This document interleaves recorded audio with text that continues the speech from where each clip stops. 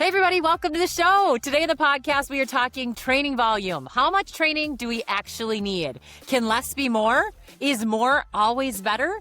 This is a big time topic for runners and triathletes. And so we've made it a TriDot and RunDot episode today. That's right. Carrie is here from the RunDot Podcast, and I am here from the TriDot Podcast, and you're here as an endurance athlete who likes to train and race. Our expert today is Jeff Booher. He's the founder and CEO of Predictive Fitness, the company behind TriDot and RunDot. And Jeff, for this topic, I've got my coffee here, so I'm alert and ready to learn. I made a cortado, so it might not be big enough. I should have gone bigger. But how are you today, Jeff? You ready to share? I'm doing fantastic. Yeah. I love the topic. It's certainly the rage out there. People have a lot of opinions, so I'm ready to dig in. Okay, well, as always, we start with our warm-up questions, so we're going to start there. Then we're going to move into the main set, learning all kinds of cool things from Jeff. And then we're going to ask Jeff an audience question on the cool down. Lots of good stuff today, so let's get after it. This is the RunDot Podcast, the running show that brings you world-class coaching with every conversation. Let's get started with today's warm-up. As sports fans, we all have athletes and teams we love to love, and we all have teams we love to hate. For today's warm-up question, what athlete or sports team do you most enjoy rooting against? Who do you like to see lose? Carrie, over to you first.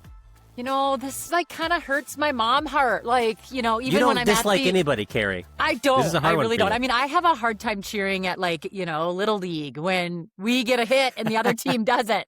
But I'm going to go. So I'm from Minnesota, as those of you who listen to our pod, you know that I have this Minnesota accent. And I have to say it, growing up, we do not like the Packers. I love the Packers when they aren't playing the Vikings, but when they're playing the Pack, or when the Pack is playing the Vikings, sorry, you got to go. You got to go. Carrie, I'm curious. So right now, at the time we're recording this podcast, NHL is in its playoffs. And, Jeff and I are Dallas-Fort Worth, so we're Go Dallas Stars. Mm-hmm. And the Minnesota Wild just beat the Dallas Stars in the playoffs. Do you follow hockey at all? I haven't gotten to watch any of them because the Timberwolves are also in the playoffs right now. So if I'm going to stay up late for one night to watch the Wolves, I watch the Wolves. But I do love the Wild as well. And they're playing well. They lost last night, though, when we're recording this. Then the morning after a big loss. So we got to get it back. I know. All right. I know. Jeff Booher, what sports team do you love to root against? Well, let's start by I think I can communicate it best. My two favorite college football teams, fighting Texas Aggies, of course. That's where I went. The other is whoever's playing the Texas Longhorns. So that's my second favorite team, whoever that is. So I really like the Longhorns to lose. From our high school, I'm here in Texas, South Lake Carroll High School. We've had a lot of our high school athletes go play at Texas. So I'm kind of secretly rooting for at least them individually to have some great stats if they don't win. Sure. The further they get, in the season, I want them to do well. But it's just fun. The rivalries goes back, a century or more. So that's fun. That is cool. No, great answer, Jeff, and a very Texas Aggie answer from you. So, Jeff, I'm kind of with you. I'm not a massive college football fan, to be honest. There isn't a team that I'm go so-and-so, but I do follow it just as a sports fan, right? And what drives me bonkers about college football is the fact that every year you have a handful of teams that just because of who they are number 3 in the rankings for no good reason, right? And so really for me, I love seeing the big names in college football lose. Right. So when Ohio State loses, that's great. When Georgia loses, Alabama, Notre Dame, Texas, I'm with you, Jeff. Texas, just the schools that are always rated top 10 at the start of the season just because they're so-and-so and they have coach so-and-so and quarterback so-and-so. I like seeing chaos in my college football. I'm always rooting for the underdog. Honestly, this last season where Indiana won the whole thing, that was the dream for me. To see all the big names go down and some middle of the road school wins the whole thing. So, that's my answer here. If you're a fan of my mom calls them the good old boy programs in college football. If you're a fan of a good old boy program, I like seeing your team lose. So we're I gonna think throw it's this funny question that we out. all went to Gary. football too. Like, I why know. did we We all did. choose We did. football? Very American know. of us. Sorry, I guess. sorry, I international guess. audience. Very American Yeah. of us. Mm-hmm. I love to hear Jeff Will Usher answer this question. I'm probably get a soccer or football answer. Anyway, we're going to throw this question out to our audience. So make sure you are following RunDot and TriDot on the social media accounts. We'll post this question there. If you're watching us on YouTube or Spotify, you can answer in the comment box right below. What team do you like it when they lose? What team do you love rooting against? Go join in your TriDot and RunDot app. If you're a RunDot and TriDot athlete, go join the podcast groups on there in the social feature. And I'm going to pose this question to you on there as well. Can't wait to see what team you like to root against. Let's go. Let's move into our main set. Jeff, you ready for it? I am. Okay. Oh. So today we are getting into something that I see at every race that I work and every group that I go to. Everyone wants to talk about what they're doing in training, how much they're doing, more hours, more sessions, more miles. The bigger the training the week, the more committed they feel as athletes. That is the belief, I think, across endurance sports. So is more better, Jeff? It can be, but the whole, I understand where athletes come believing this. Most athletes believe this, that more is better. Just simply, they do more, they're going to get better. That's the best way. That's you train and you just automatically get better. So the hidden question though is about how athletes feel about it. It's more of an emotional, psychological, and a lot of athletes use weekly volume as a proxy for their dedication and their commitment and their seriousness as an athlete, and they associate those two things. And so it's not even the logical is training better, but it's this connection, a proxy. The bigger the number, the more they feel like they're a real athlete, and the others will see them that way as well. So the pushback isn't so much that more is wrong necessarily, but it often does produce results. So when you go from less activity to more activity, you're going to get better. The problem is that better training, not just more training, but better training produces more results in less time with less injury risk. And that's kind of what we do. RunDot, TriDot is better results and less time with injury risk. So it's about the optimization. So the belief itself isn't entirely false that more is better. It's just inefficient.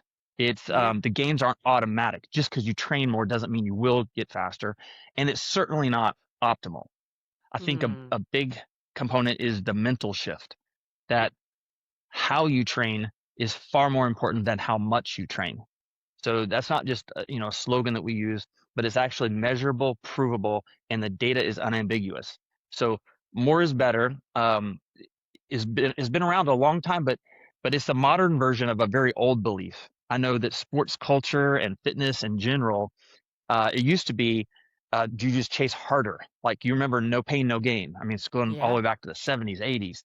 Just no pain, no gain. Like, every workout has to be hard. If it's not hard, it's not worth anything. Well, when that broke, the athletes didn't just lose the obsession, they just simply redirected it. So no pain, no gain is now more is better. And so it's just a different obsession, the same simplistic mindset that drives athlete behavior. So just remember that how you train is far more important than how much you train. Is it wrong for us to think more is better? I think that's maybe how I should have posed the question. Do you think it's wrong? Yes, actually I do. To associate that way, because it's inaccurate. So again, it's not that you can't get some better results, you can't get some improvement from increasing volume, but it's just a false premise, a false framing of volume. So for most endurance sports history, the training metrics and athletes would focus on and they would measure are accumulation metrics, hours, miles, minutes, sessions. And that was the easy thing historically to track. So if that's what you track, then that's what you managed. And athletes would naturally manage what they measured. And that volume was one of those things that they measured. It was one of the only available metrics. And volume just became the goal. So you get more of what you measure. So if you keep focusing on volume, then you start making correlations and assumptions and beliefs, and that's what you drive for, is just more volume for volume's sake. So aside from TriDot and RunDot, other platforms and coaches still default to accumulation metrics. That's how they talk in the framework and the way they see the world, is because that's the way they were architected as an app or a platform. They're architected to track these accumulation metrics. And then even the coaches are hardwired as they came up over the years with methodologies like that are just volume focuses. So coaches still default to that in large part because they don't have the tools to do anything different. So RunDot and TriDot are powered by FitLogic, and they're the only platforms that are measuring and prescribing the actual things, the metrics that drive adaptation the best. You know, other platforms, the more is better is what gets reinforced. You know, training apps focus on weekly volume, even on social like Strava. You're going to post your mileage, you're going to share your hours, and volume becomes how athletes signal their commitment to other athletes. And there's also the correlation effect. You know that highly, pro athletes, elite athletes are doing a lot. So all the age groupers think, I got to do a lot, and then I'm going to get better. I'm going to be like the pro because I train a lot. And they see the correlation, but that's not necessarily causation. Sure, training volume does go up, but it's not the goal itself. And then that social, I think the praise and the social reinforcement is the biggest thing. That runners, they'll post 50-mile weeks and they get all this praise and kudos during training. And then another runner that's doing 30 or 40 miles, they're doing the right work, but they're not going to get the same level of kudos in the moment, but they're going to get their reward on race day. So training for applause and training for performance, they're not the same workout. Right. Yeah, Jeff, but before you hired me out of the television world, when I worked in TV at the same network, I was the staff triathlete. Everybody knew, Andrew does triathlon, and there was a girl on our team that was a big time like ultra runner, and I would always like talk shop. And one day she followed me on Strava, and so I followed her back. And Strava, like if there's certain tabs where they have all these different stats, and you can go see like it'll show you at the end of the year how many miles you ran that year. And for me, it was always like, I swam this much, I biked this much, and usually my running mileage was somewhere around 500 to 600 in my triathlon training, right? Training for 3 sports. And I pull up this girl's Strava, just kind of see, what is she doing in her training? She ran over 2,500 miles in one particular year. It probably was 2005 because a lot of people do that. They run the year in miles. It was absolutely wild, and I knew she ran a lot, but I didn't know it was like that much. And that was like the first, like I never had this sense of like, I should try to get to X amount. Like I was just ran what I ran, and that's what it was. That was the first time I was like, oh man, this girl's like dusting me under the table. Like, do I need to run more to look more like a real athlete? And so that comparison is certainly there when you see what other people are doing. And I love how, I see athletes post like, through Garmin, they'll post to social media, here is my workout stats, or through Strava, they'll post like you can post to social what your workout stats. On TriDot and RunDot, the new versions of the apps, our team did an amazing job. You can post like it's not a screenshot. You can push to social, here's what I did in my workout. And it's got the stats, but the leading stat, Jeff, isn't the volume, it's your TrainX score. Here's the TrainX score I got today, which is super, super cool. But when athletes are talking shop, it's usually a comparison of mileage, or it's a comparison of here's how hard I ran, or here's what my pace was. People aren't talking about or bragging about here's how well I stayed in my training zones, or here's how well I adhered to what my training plan told me to do. What's wrong with that, Jeff? Well, it's natural that it's hard to articulate. And most people don't have a common language and knowledge to explain that. And so that's not what gets praised, and that's not what you share. Most athletes and coaches think that volume is a training variable, but it isn't. The actual training variables are intensity, duration, frequency, sequence, and technique. So intensity, how hard you work; duration, how long you maintain that intensity; frequency, how frequently, how often can you do that? It involves recovery and all these different things.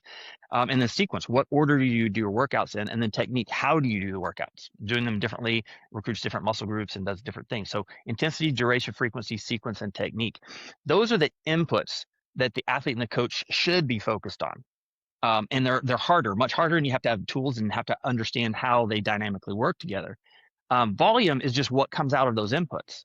If you're doing it correctly, instead of the goal itself, you just jump straight to volume. It should be, here's the intensities that I need to do. And there's many different adaptations, your mitochondrial proliferation and your oxygen consumption utilization and your stroke volume, and all these different things happen differently with different kinds of intensities, different kind of rest periods, different kind of durations. That's what you need to be managing, coaches and athletes. And when you do those things right, you're going to use intensity, duration, and frequency. And the output, the byproduct of that is a volume. But it's not the lever itself. Don't just increase volume. You do all those things right optimally, and that's going to get the most efficient training. And then we're talking mainly about pace here, or about volume here, but pace is similar to that. A lot of people think pace is a training variable. It's not. It's intensity is the real variable, not pace. Pace is an output of intensity in certain conditions. So if you're running a 7-minute pace, well, you shouldn't be running a 7-minute pace if it's hot or it's humid or you're on hills or different things. Or even if you're in zone 2, you're measuring by heart rate. So not your pace at all, but the internal measure of intensity, how your body's perceiving that effort. So it's the intensity that you should be doing, not the outward pace itself. But like you said, athletes are so focused on volume and pace and these things that they can easily, quantify, they see, and they can brag about. But those are the outputs of the input. So if you think of the more is better, I like an analogy that compares that mentality. More is better. It's kind of silly when you think of it like this, but take a salesperson who's dialing for dollars. They're making calls. They're trying to sell, increase, get that big commission check. Think about a salesperson that measures their success strictly by call volume, and they try to improve that success just by making more calls, while they're ignoring who they're calling, what they're asking, and what they're saying. Salespeople that want to close more. Yeah, right. So doing more of something, maybe they're getting mediocre, moderate results with that, but they're much better off to focus on the how that goes into their calling, who they're calling, why they're calling, and what they're asking, how persuasive are they communicating the right things, are they building all of those things that go into it, then increase the calling volume if you can. So they're so much better at that approach. So it's more about, how they're calling than how much they're calling. And the call volumes are just the output of that, just like training. So training works the same way. So volume isn't a training variable. It's the byproduct of the variables that actually drive adaptation. So Jeff, before I was using TriDot for my training, I, for a couple of years, was a triathlete. I just trained on my own. I got off of work and did whatever I felt like doing that day. I started with sprints and moved up to Olympics and moved up to doing half Ironman events. And the only thing I knew to do different in my training in that growth progression was, I just signed up for a half Ironman. I need to be training longer, right? And just so on my own, I would just guess at, last week my longest run was 6 miles. So this week I'm going to make my longest run 8 miles, or instead of being an hour, I'm going to make it an hour and 20 minutes, because I knew, I've got to be ready to run this distance on race day. And the only training variable, so to speak, that I knew to adjust was how long I was out there, how far I was going, right? And I've gotten to see you do a lot of presentations. You've given a wonderful presentation to endurance sports coaches in a curriculum that we produced, where you were talking about what actually what the data shows helps athletes improve. And so there's athletes like me, right? And there's coaches prescribing training to athletes like me, and all they're doing is just adding volume. And you actually have data sets that show when an athlete is adding volume versus making the training better, we can actually see how much, what difference it makes in an athlete's performance. So can you just, this is something that I know you've shared for coaches, but to our athletes listening, what's the difference between improving the quality of an athlete's training versus just adding volume like stupid Andrew was doing before he found TriDot? Yeah, it's not stupid at all. That's what most athletes do, because it's what they see. It's what you can relate to. It's easy to measure. It's historically, for all the reasons that we've discussed, that's what people do. And their commitment is awesome, and they're trying hard, and they're doing all the right things.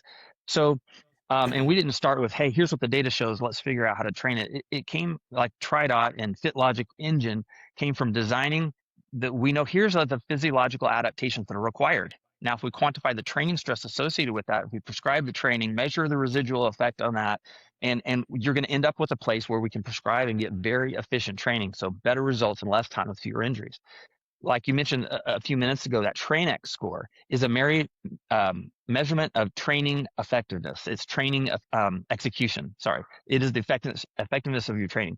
But training execution is TrainX. It's a 1 to 100 score. So it's not about, it gets the athlete not focused on, I just need to go faster today, or I need to go further today, or I need to go more this week. It's focused on doing the right training right. So if I was prescribed, 7 miles at an 8-minute pace, do 7 miles at an 8-minute pace. And it'll change if you're going outside or on hills or humidity, your miles and your mace, all that stuff, your pace is going to change.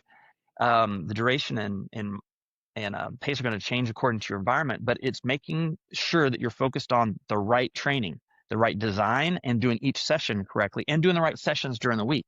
So it's both within a session, but then we have a TrainX score for a week is, are you doing the right sessions? Are you doing what's prescribed?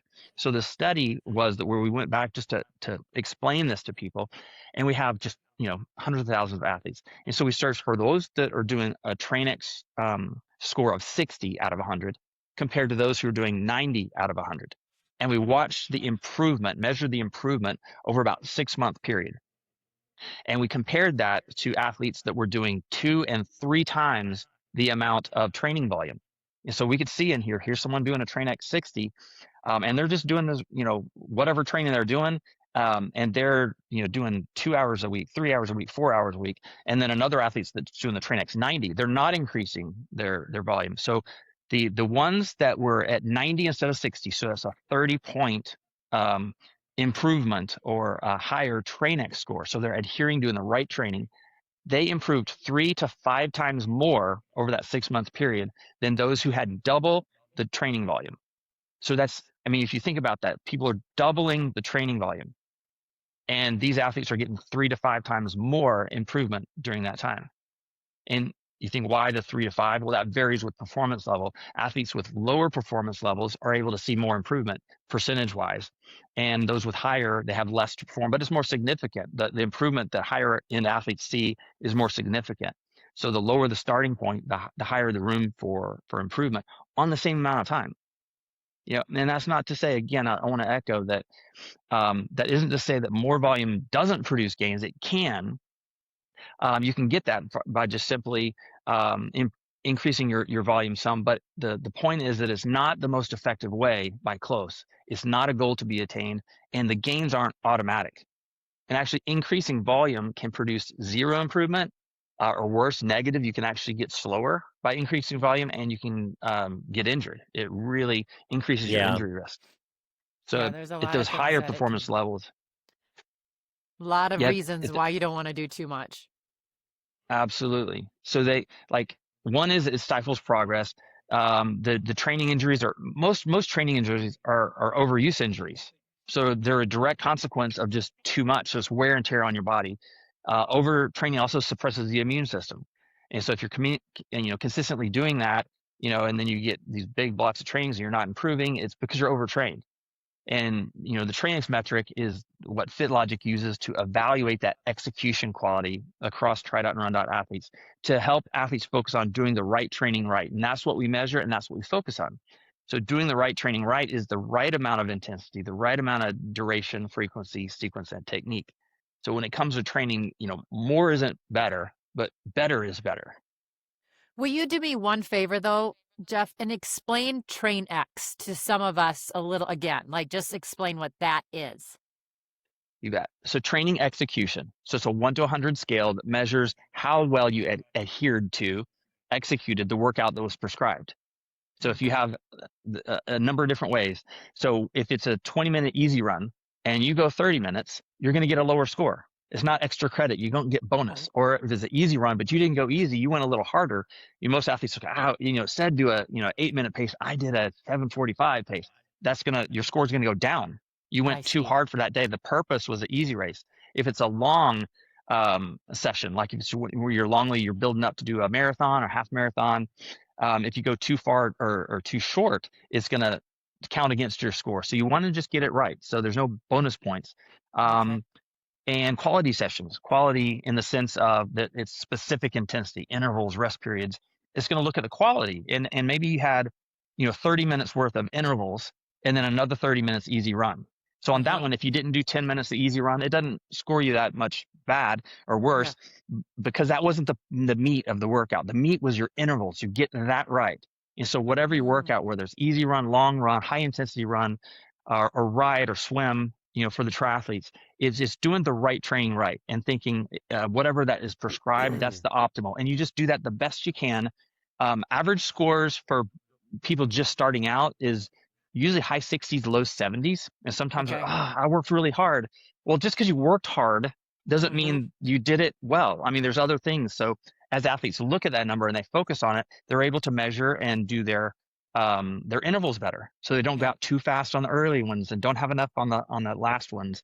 They start to recover better. They make sure they go into this, this intense session rested. So when they didn't go too hard on the easier day before, now they're ready to do the harder day harder and can do it better. So those scores tend to go up where the averages tend to be high 70s, 80s. Athletes in anything 80 or above is really good. So you're just nailing your workouts and you're going to get a whole lot more improvement per hour that you invest in your training. And does that, and then we can move on, but is that kind of dictated off of your heart rate mainly? Like just for some of us that aren't quite in tune with all the technology, are you basically looking at the heart rate for those numbers to know that we did go too hard or? It's a number of things. It's a bunch. And so we go with as much data as the athlete has and provides. Yeah. So we'll look at for lower intensity workouts, your zone 2 and below, we go off a heart rate. So just don't go over the heart rate. If your pace is too much, if your pace is in zone 3, you're in zone 3, no matter what your heart rate is, or your heart rate is anyway, and your pace is on zone 2. So really go on the heart rate. But then the intervals and some of that, the heart rate is a lagging indicator. So sometimes it's hard to manage based on that. So with intervals, we're really looking at your pace and your power. If you have a power meter, so looking at those things. And so it varies. And then we also, to equalize for the environment, a hilly course or heat and humidity, all those things will environment normalize. So we're adjusting your pace and looking, okay, you actually did this in 85 degrees and 50% humidity compared to cool environment. We'll look at the hilliness and convert that into a run power. So your run. And so we're getting like a grade adjusted pace, except for it's like actual power based on your cadence and your body composition and your pace. All of those things matter on how much was that actual power output. So we're doing a lot of that behind the scenes. But for the athlete, you just plug your device in, you do the workout, you get your TriNet score, and you don't worry about all that. We're handling all that. I love that. Behind the I scenes. love that because there's so many times and I think I've said this on other podcasts with you guys, but like when my heart rate was too high and I'm supposed to be at a certain high, heart rate and, you get sick or you're coming in and you can't get your heart rate up because you have, maybe stress at work or life or whatever. But I love that we have more metrics to look at than just the heart rate because there are a lot of different factors. And sometimes it is just you got to get going, peeps. And this is not going to let you just drag your way through it. You got to follow the rules here. And these points help you stay on that. That's cool. And Carrie, the TriNet score for the athlete, it really, when it scores you, right? It's like getting a test grade in school, right? It's a reflection of how did I do on my workout today? How did I do on this school assignment today? It's a direct reflection of did I do it how I was supposed to? But you learn because of it. And so if I come in, off of a run and my score was I thought I did the workout right. I got a 64 TriNet score. Okay, what happened here? You go look at the intervals. You go look at where you were marked down. Where was I out of the right zone in my pace or power or whatever it was measuring, and it can show you, I had 4 intervals today, and I must have gone too hard on the first 3 because I died on the 4th, and that's why my score went down. And so it kind of teaches you how to do the workouts better over time. And it's like Jeff said, when I first joined, okay, I was getting lower scores, and you start learning how to do the intervals better. You start learning how to pace yourself appropriately. You start learning how to keep your heart rate in zone 2 on those heart rate days, and before you know it. You're a better athlete. And Jeff, along those lines, I want to put a highlight banner on some numbers that you said about 5 minutes ago. Athletes, just looking at TriNet scores, athletes that have 30 points better average TriNet scores got 3 to 5 times improvement compared to athletes that were a little bit lower on their TriNet scores, or athletes that just added more volume. That's substantial when we're spending the same amount of time, we're spending the same amount, the same amount of passion into the sport, but just by doing the training better instead of just doing more, the athletes improve that much more. It's wild, and it's so encouraging to like, hey Andrew, go do your workout right today, and not and not have it look good on Strava today, because there's a payoff. Yeah. And one Or not interesting just thing slog about that, through. You don't need to slog through an hour just to get through an hour. Like the training tells you to go 20 minutes, go 20 minutes. Yeah. that's right. Yeah, one of the interesting things also is that we're able to see already, but it was borne out in that study as well, is that there are higher levels of training volume that are required to maintain higher levels of performance. But most people just jump straight to the volume. So you basically, your objective is to get as much performance improvement as you can out of the least amount of volume. And you improve it, or you increase it, as long as you're getting acceptable marginal increases. And so with each marginal increase, you're decreasing the amount. It's like diminishing returns. The less every additional unit of volume, you're decreasing the amount of incremental benefit, and you're increasing the amount of injury risk. And so you need to be really smart. Get it right first, and then according to your goals, objectives, your time available to train, all those things, then you work up the volume in a smart way. Okay, I'm going to give you a scenario then. I want to work through this because I think that you and Andrew know the app and the business so well, right? But I'm learning, and there's a lot of listeners that are learning. So let's Carrie, I've hosted 340 something episodes of the TriDot podcast, so you'll catch up. You'll catch up, Carrie. I'm gonna get there one of these days. But okay, so I'm gonna give you a little bit of a story here, or you're gonna visualize this. A marathoner who's been hitting 50 miles a week for years, right? She's been out there running. She likes that number. That just gives her the confidence. But she needs to drop it a little bit. She has to think more seriously about being a little bit more quality versus quantity. I think of that a lot of times in terms of coaching athletes. So she's going to drop her mileage to run 38 miles a week, just by 12 miles. It's not that much. How do you think she's going to feel, Jeff? Is she going to feel better? Is she going to feel mentally like she's not in it? She's not as serious as she once was when she's running 50 miles a week. Tell us a little bit about this person. That's highly likely. It's highly likely. So many of them, it's been ingrained for so long that it's about the mileage, and just maintaining that mileage is maintaining your fitness, maintaining this volume. And so it's really, it can produce a lot of fear and anxiety. Like you've spent all of this time, all this training, the 2,000, like Andrew mentioned his coworker, 2,000 hours, you put all this work in, are you just going to step back from that? You feel like you're losing something.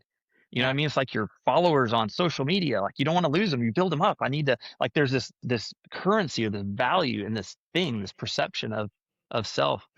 And I think when athletes contemplate making that change or start to, that's a very consequential moment in the athlete's development with regard to training intelligence and their understanding.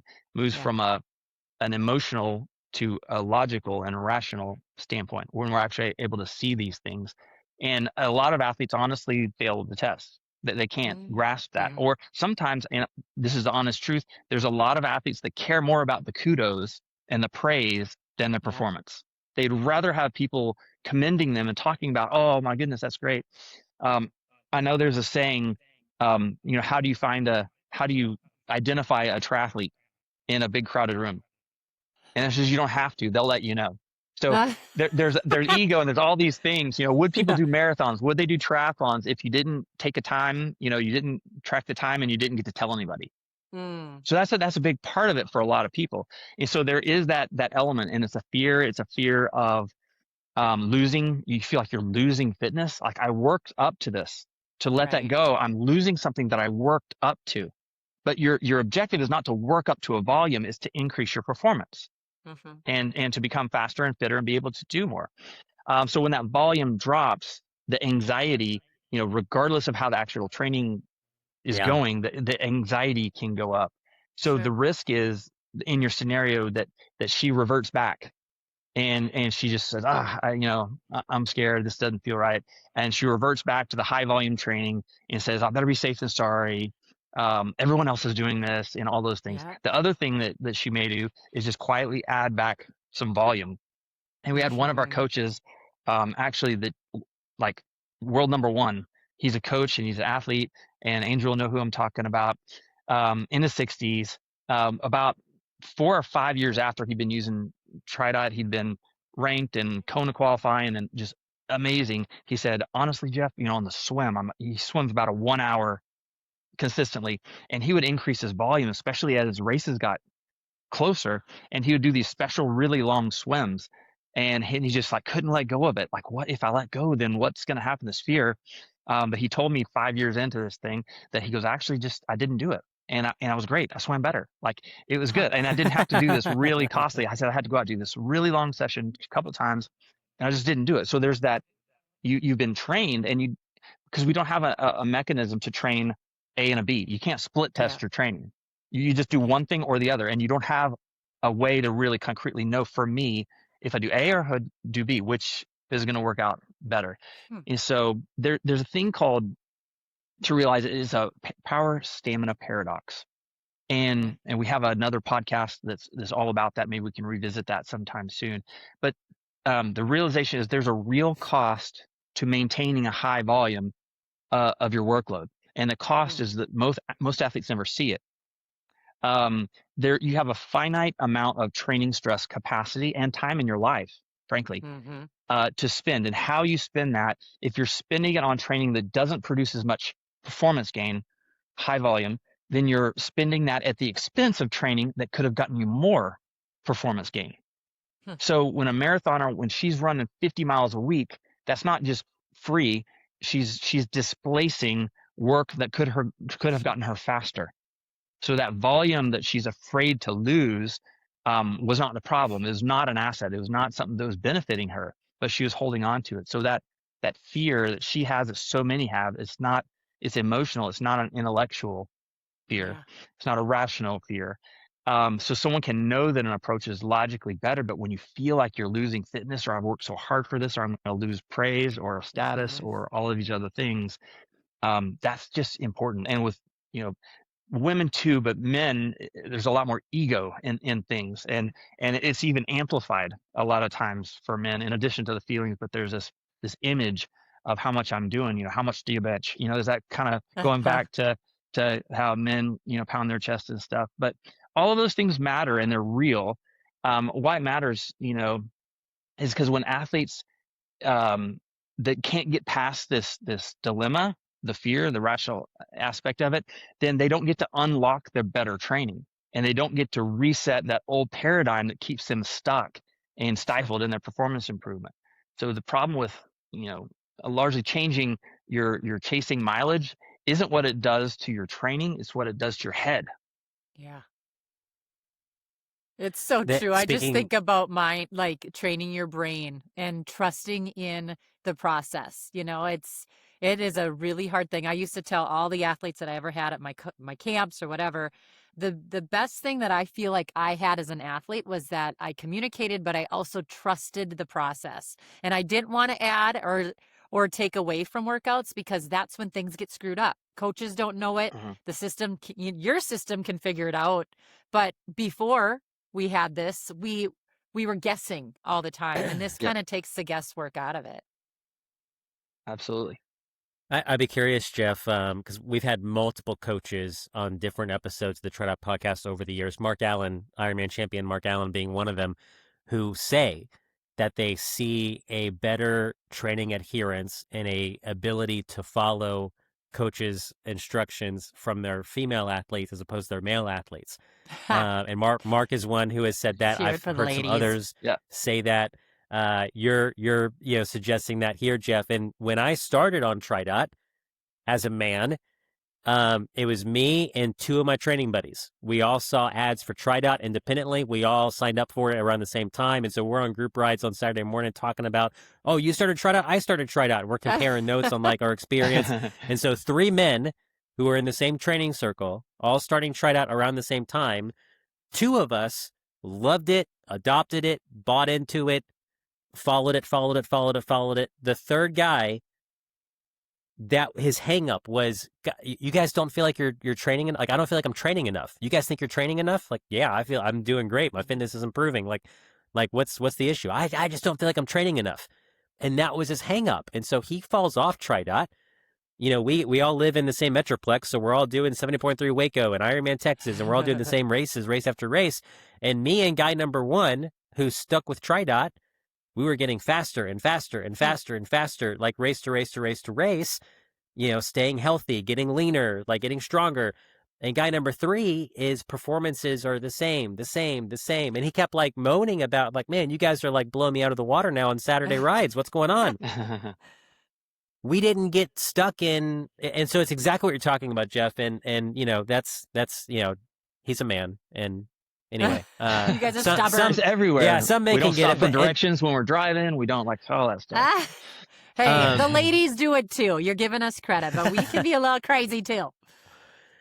Jeff, there's an athlete you've talked about before, Nick Waniger.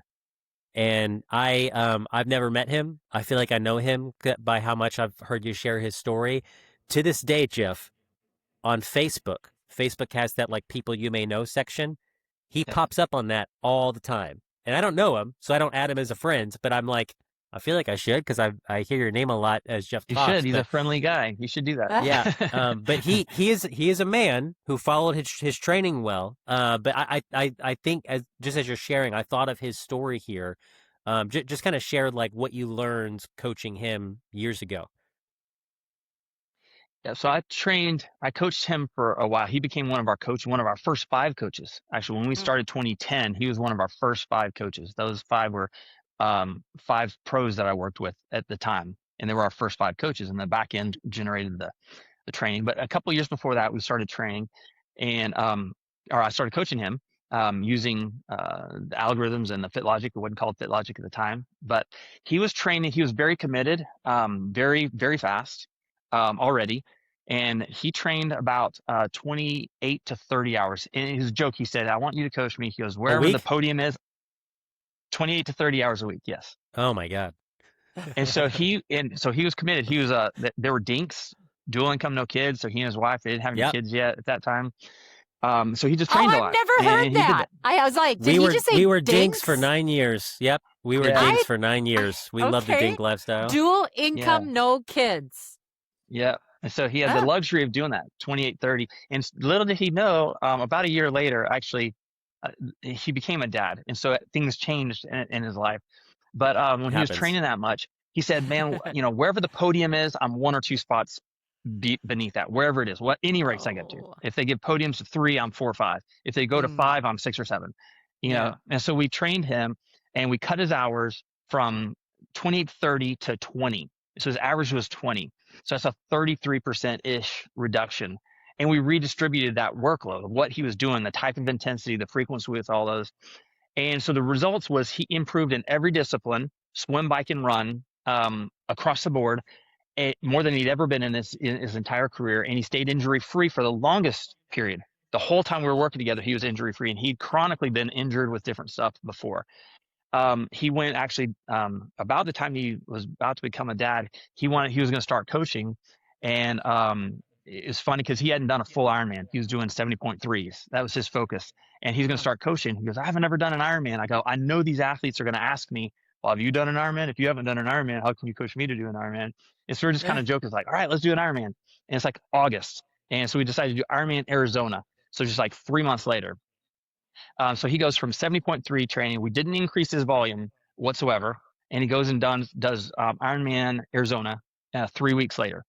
So he gets the second fastest American at the race. He went 8:32. So I think back in the day, I don't know that anyone had gone under 8 hours at the time. Yeah. So there might have been 1 or 2 at that time that had gone under 8 hours. I'm not sure. I don't think so. So that's really like about an 8 hour flat now. And so that was in 2010 or 11, somewhere in there. So it was about 15 years ago. He went 8:32 for his very first. He'd never run a marathon. He'd never run that was his first marathon, his first Ironman, his first everything. In 3 months training, coming off of the 70.3 training that we've been doing. So that's just like one example. And I use it because it's so great. I knew him so well, and it was a very early on. But and it's exemplary of so many age group athletes. The same thing, your experience, Andrew, so many others. It's the same thing. Yeah. The volume for him, it was not it was a constraint on his performance. It wasn't the constraint. It was doing the right training right. And Taking the so, volume away unlocked his performance. Yeah. yes, because we were able to add other stuff that he needed. So it was not just a simplistic volume. It's how much intensity, duration, frequency, what are those other things that we need to optimize? And if you're focused just on the volume, you don't pay attention to all those other things. So that volume reduction wasn't a downgrade. It was the unlock, so the same dynamic works with age groupers. Even if you're 18 hours a week or 12 hours a week, and the answer isn't more, it's better. So that news should be great to every age grouper out there. Everyone's, whatever, you're 10 hours a week, you're running, 5 hours a week, that you don't have to put in more. The first step is better. So that should be great. Is whatever your time available to train, whatever your commitment level, whatever your family, if you're a dink or whatever that word is for being overrun. I think I know he has 5 kids now. So Oh my he does not gosh. have the same amount of time. And so, but you don't need that. You just need to train better. And that's where most of your training performance improvements are going to come from. Okay, let's go back to that marathoner then, because she dropped her mileage about 24% from 50 to 38.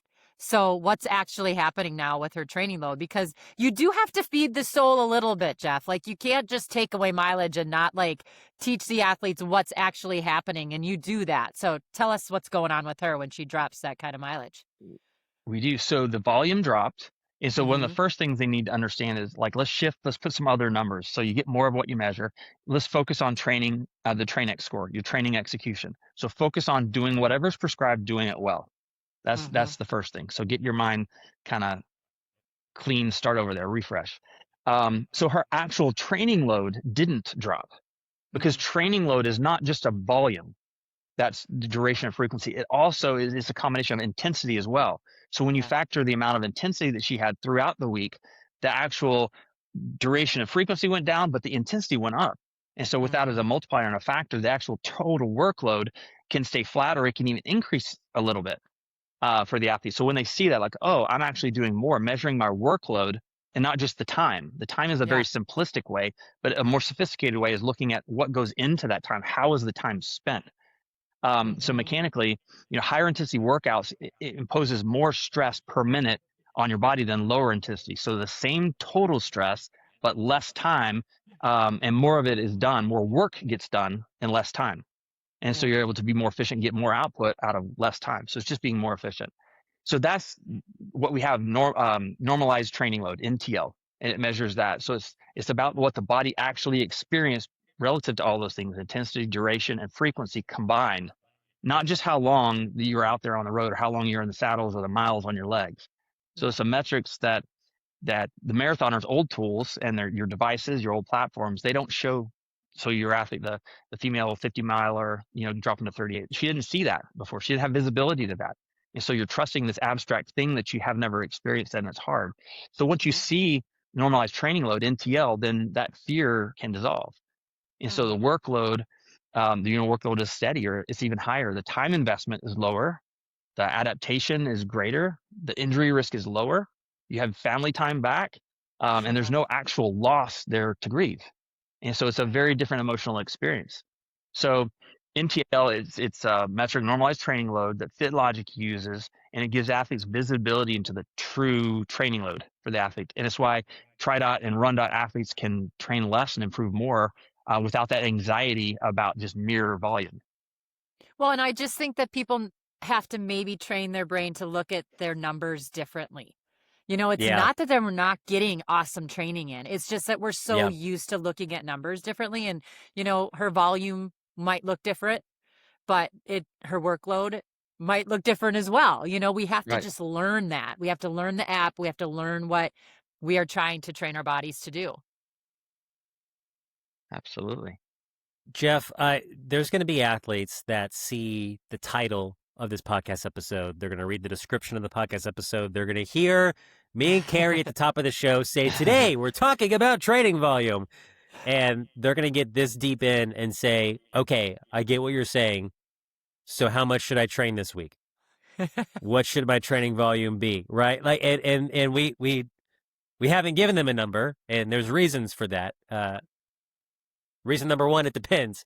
Yeah. Jeff, how can an athlete at home listening determine what their training volume should be? How many hours? How many miles? What training How load does should it they be all shooting work? for? How does it all work, Jeff? Yeah, well, there's a whole lot that goes into that in the logic intelligence engine, and so I wouldn't be looking for a specific how much. Like, there's not again, it's not a number. It's not. I'm saying that their number's too high. Here's another lower number of volume that's correct. It's not about the volume number whatsoever. It's about doing the right training right, and how much should that be is different for different athletes. It's your body composition, your age, your gender, the environments that you're working out in. It's what race distance you're training for. It's your current fitness level across the spectrum, your top end speed, your stamina, your power. All those different things affect that. And so I'd approach it completely different. And what I'd ask myself when I look at tomorrow's training, I guess for the broad listener, is the source of that training, the source of the intelligence that goes into my training, is it capable of measuring training stress, specifically by type, muscular stress, neural stress, aerobic stress, threshold stress? Is it capable of measuring the residual training stress that comes off of that in that half-life to determine not only what intensity, but what frequency? How often should I be doing this type of intensity? Does it have physiological frameworks in it that can be individualized to me for my age, my gender, the environment, all of those different things? If it doesn't have any of those capabilities, it can't be giving you the right training. It's just not possible. And that goes back to a podcast episode we did before, the first principles. Yeah. So instead of just implementing, here's my philosophy, I'll tell you the volume, it should be this. If you're this, it's that. It's not simple answers. There's no simple shortcut. It's the technology that can determine that. I think the second question is more the impact of that. So the first one is about the source of your training. What is that design intelligence coming from? What's the source of that? Is it just a philosophy or methodology, or is there an intelligence engine behind it? The second is, what is it going to cost you? You're about to spend an hour, 30 minutes, 2 hours, depends on your ride or run or swim. How much of that time are you going to invest that you're willing to waste? How much of it is 30% of it wasted time? Is that fine? Are you going to do that day after day? Just 30%, I'm wasting, or not even wasting. How much are you going to increase your likelihood that you're going to plateau or that you're going to become injured? So all of those things of the cost of what you're doing. So how you train is far more important than how much you train. That's the core thing. And oftentimes that requires you have to change your thinking before you can change your training. Really? So I do have a Instagram channel, and we talk extensively. There's a bunch of reels about this. I call it the more myth. And so if you went to, @ Jeff Booher on Instagram, you can find a lot of reels on there, and they're about the more myth and different aspects of it and angles of it. And if you comment more myth on there, then I'll send you this full breakdown article that goes into all of the different aspects, more than we covered today, different aspects of why that's just not true and how. And then there's other resources on there that kind of explain how do you improve that intelligence that's driving your training. The most important decision that any athlete, runner, triathlete, anything, the most important decision that you make, in my opinion, is how you spend your training time. There's nothing that's going to be more consequential to your performance, to whether you reach your goals, to whether you're wasting your time, you get injured, you enjoy everything. How you spend your training time is the most important thing. And so make sure that the source of that is the best that it can be, and that you're doing the right training right. So Jeff, I asked you that question. How should we determine how much, what our training volume should be? And you give a fantastic technical, analytical, data-driven answer. And the translation in layman's terms is get your butt on TriDot and get your butt on RunDot. Yeah. And just do what TriDot and RunDot tells you. That Jeff, that should be a marketing slogan. Get your butt on RunDot. Yeah. Well, and I love it that like he always is talking about family and, obviously our careers, and there's more to life than just training. Even Absolutely. though I was paid to train for many years, people. It was awesome. I was paid to take a nap, go to the chiropractor, go to a massage therapist, but that doesn't happen. It's very rare. So I really love that you always mention that, Jeff. We know where your heart is. It's in your home first, then it's career. And so I think that's the best thing about it, is you're trying to give people this well-rounded life. Yep. That was when I first got in. Again, my Instagram channel, the very first pinned clip is about that, is my experience 24 years ago now. It is Yeah. being competed. Like, do I have to choose between improving and competing and doing this goal, this ambition I have to sacrifice my family for that? And I just wasn't Right. willing to do that. So that's Mhm. kind of what set me out on this trajectory. So I appreciate the kind words for sure. Yeah. It's all about, think more about what you're giving up is Yeah. such a driver. Yep. Go follow Jeff on Instagram and go get your butt on TriDot and RunDot if your butt's not already there. I'm going to put it on a shirt. I need a RunDot shirt. I'm waiting, Jeff. I'm waiting for the merch. All right.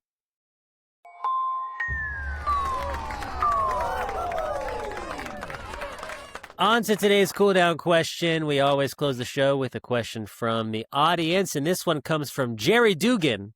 Jerry Dugan is a longtime TriDot ambassador. I've met him at many races, a very high-performing athlete. Jerry, you're sneaky fast, Jerry. You're sneaky fast. And Jerry wants to know, I plucked this one, Jeff. It's a great question for today's topic.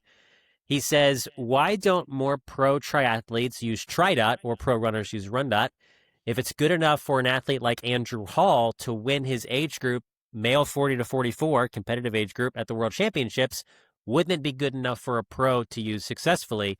Going, Jeff, and we know who Andrew Hall is. You've shared his story in the podcast before, but even Nick Weninger, if it's good enough for Nick to go 8:30 at Ironman Arizona, that's a professional time. Why isn't it good enough for the pros? Why don't we see pros using TriDot and RunDot? Good question, Jerry. That's a great question. It's a fantastic question. So, I mean, keep in mind, I started, coaching pros, almost 20 years ago now. The first thing, pros do use it, and it is good enough.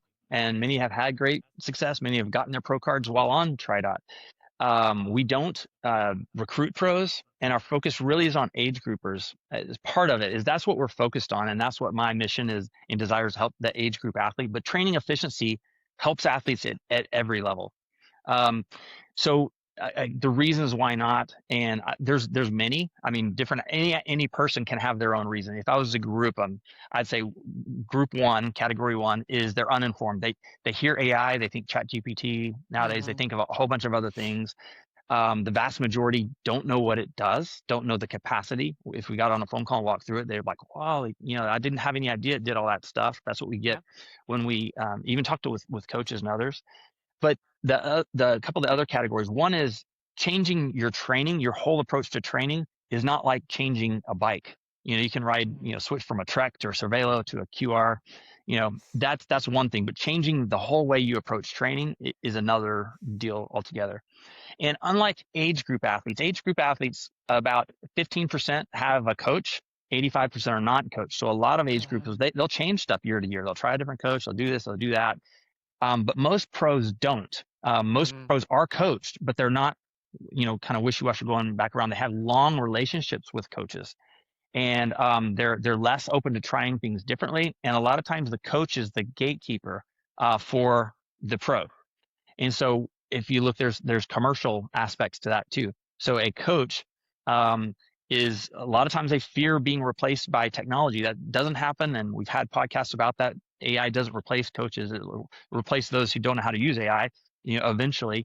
But coaches view a fear of that being replaced and not needed, and many of them built their businesses on their entire business is they are the secret sauce. It's my education, it's my success, it's all that I know, it's my experience. That's why you're good as an athlete. And to come in and introduce a TriDot or something, that's antithetical to what they've spent years training. At the pro level, the coaches they're working with have been doing it for years. So they've had this years without AI that they've built up this way of doing it, their methodologies, their marketing slogans, their whole sales pitch, all of that stuff is built around them.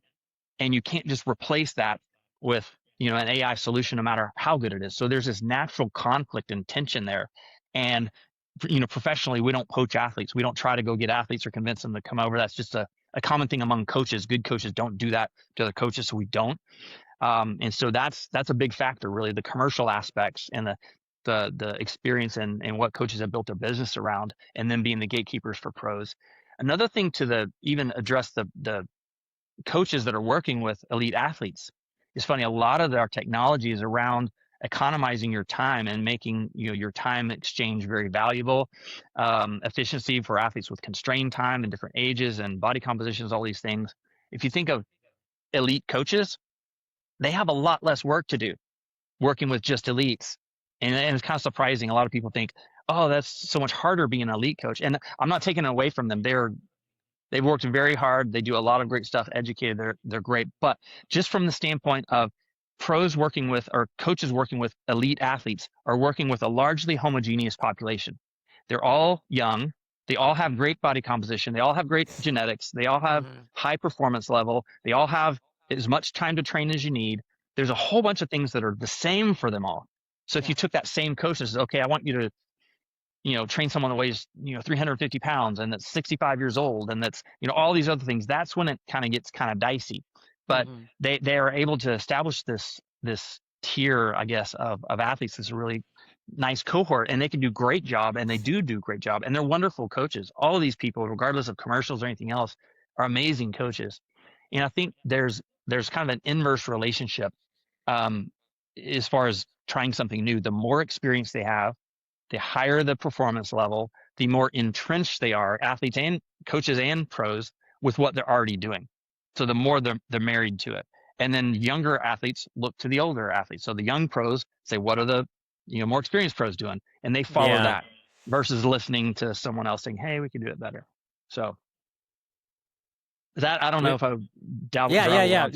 It's almost like, Jeff, we just need like one pro runner or one pro triathlete to just like take a chance on it and be the pioneer to say, let me go all in on using this tech for my training. And again, it can still be under the guidance of a coach, right? And it'd be fascinating to see how they would do. And it always is, though. Well, like Andrew Hall's a great example. He beat 40% of the pro field, 40% of the pro field. And he's not young. He's 40 years old. Right. So a 40-year-old. And I had one coach say, oh, yeah, he had a running background in college, right? And I said, no, he started running when he was 33. When he got into triathlons, when he started running. And it's like, excuse goes out the window, excuse. And I said, and your athletes are training, 25 to 30 hours a week. He's training an average of 15 hours a week. Like 15. Like, these things are not accidents. Like, but how long has he been on TriDot, Jeff? How long has Andrew been on TriDot? I think 4 or 5 years. Ah, that's awesome. Yeah. So most of it. I think he went 3 or 4 years before, and then he's been on for the last 4. And he went to our pool school, and I think took 7 or 8 seconds. He was like a 107 per 100 swimmer, and went 58, 59 after that in the weekend. So, and he's coached Matt Bach. Shout out to Matt Bach, who makes podcast appearances. He's coached by Matt Bach plus TriDot. Yeah. Awesome coach. Thanks for listening to the RunDot Podcast. Help us out by leaving a rating and review on your listening platform of choice. For more opportunities to learn from our coaches, check out our YouTube channel and follow RunDot Training on social. Ready to train with us? Head to rundot.com and get started for free. Until next time, happy training.